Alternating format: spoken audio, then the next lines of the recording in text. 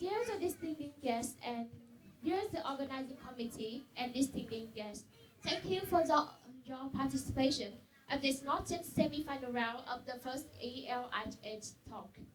For self-introduction, I'm Trần Linh from Phú Thọ province, who's currently sporting a Giảng Võ award as a sophomore of Harvard Law University.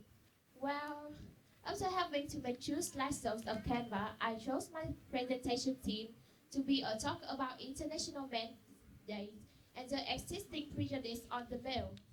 You know, like March 8th and October 20th, November 19th is quite seen as a hot trend on the internet and marketing.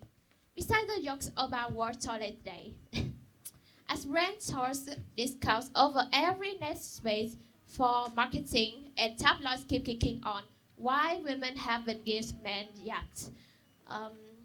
The International Men's Day is ridiculously simplified into being opposite to the International Women's Day. On the scale of gifting, instead of discussing on gender equality and unfairness that patriarchy hangs over both gender necks. And this is why I chose my topic to speak out. Sorry.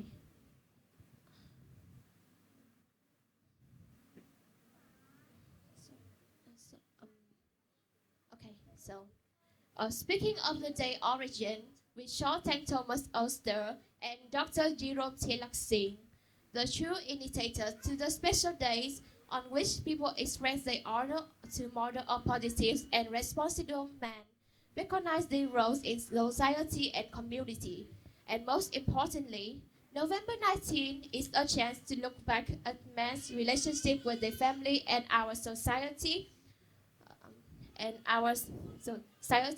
as well as decrease practice from toxic masculinity and raise our awareness on men's and boys' mental and physical health. Well, knowing so well that it's an important occasion on advanced gender equality, the media still look on obsolete frame nevertheless. As a result, that we don't have much safe space for men's confession is worsened by either silence or mockery. The typical appearance of the man box that helps people avoid the mental pain and void which men are bearing. The notion of the man's box is a series of regulations heading to the real man model, holding a structure of social expression on men's values since they were born. To such a mindset, the man's value is scaled on finance and strength. Firstly, love, respect, social status, and speech that the male gains seem to circle around their property possession.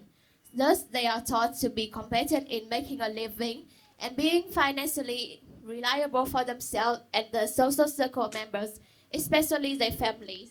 Those depending on their families and spouse are framed as failure and embarrassment, deserving to be brought in derision and shame. Thank you. Secondly, in the patriarchy prejudice forced women to never express their wariness, like flower must be seen pretty. Then men's weakness are unallowed to be seen. No venting, no crying, no fearing, just be strong and be reliable, the social norm says. But what's like beyond the frames is an overworked machine where the input is pain and the output is either silence, outrage, and violence. And the worst thing is the machine still lacking in the man's box to be recognized as a real man. And when the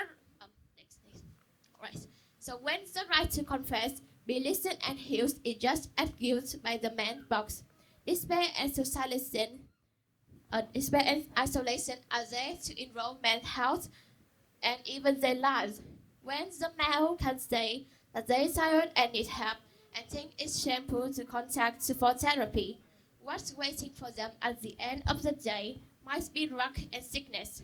And when a person can only be angry or quiet towards challenge, they will be from unable to not wanting to understand what they are feeling inside, thus being helpless in facing them and slowly losing their connection to other people and themselves. The strength that many people have been worshipping and preaching to the others can end up swallowing us all by people not knowing or even not wanting to know how to confess their feeling to each other anymore. Okay, thank you. Yes, in the recent time, a necessary shift is surging in the youth. Burnout and mental issues are no longer the forbidden zone, but a part of maturing in us, followed by the redefined roles in families and our society.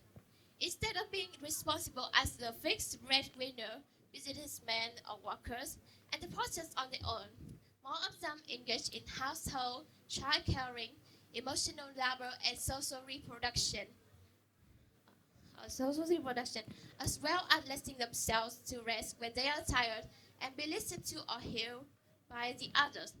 What we need at present in the future is a healthy, cooperative, compassion-based role for men to teach both of them how to face and care about their wounds, to seek for help when it's too much, and respect every emotion of theirs without disheartening their motivation to be responsible and helpful. Um, and for in the end of my speaking, I want to thank all the men in the life, my grandfather, my father, my teachers, and my friend, who has been with me and being responsible and helpful to men in this world. And I hope, and for all the males in the world, I want to say that you deserve love, respect, and care when you're in need. So thank you for listening.